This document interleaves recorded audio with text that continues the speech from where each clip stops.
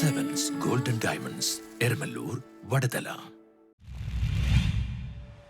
പാചകവാതക ക്ഷാമം മത്സ്യമേഖലയ്ക്ക് തിരിച്ചടി.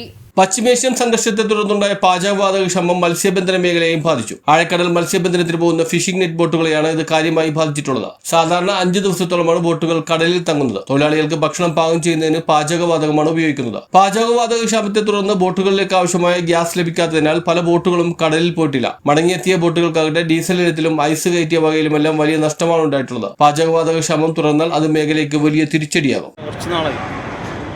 2 வாரம் ஆகிட்ட பணிக்கு போய் கேஸ் ஒன்றும் கிட்டதில்ல. வேற ஒரு போட்லேருந்து அட்ஜஸ்ட் செஞ்சேன், கேஸுக்கு எடுத்துகிட்டு போகிறோம். இப்போ கேஸுக்கு இந்த பணிக்கும் போகத்தில்லை. எங்களுக்கு இது தீர்வு காணும். எத்தனை போட்டு இருக்கு? இன்னும் இது ஆறுதல் இப்போ ஏறின போட்டு எல்லாம் கேஸ் தீர்ந்து ஏறின போட்டு தான். எவ்வளோ போட்டு இருக்கு? டோட்டல் எவ்வளோ போட்டு இருக்கு? கேஸ் தீர்ந்து இருக்கு. கேஸ் தீர்ந்து இப்போ ஒரு 7 போட்டுக்கு ஏறி இன்னும் போட்டுக்கு ஓடி வருന്ന ഗ്യാസ് കുത്തിയില്ല കേട്ടോ.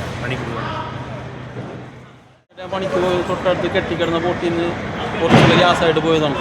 ഇത്രയും കാശൊക്കെ ചിലവാക്കി പോയി തിരുമ്പി കയറേണ്ട അവസ്ഥ വന്നു. അവസ്ഥ വന്നു കഴിഞ്ഞാൽ ഇത്രയും കാശ് ഇത്ര ലക്ഷങ്ങൾ മുടക്കിയിട്ടാണ് കടലിൽ പോകുന്നത്.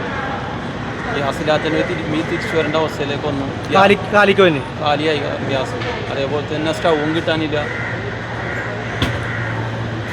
അവർക്ക് ഫുഡൊക്കെ എങ്ങനെയാണ്? ഭക്ഷണം വെക്കാൻ പറ്റാത്ത അവസ്ഥയിലാണ് തിരിച്ചു വന്നത്. News bureau, Mattancherry.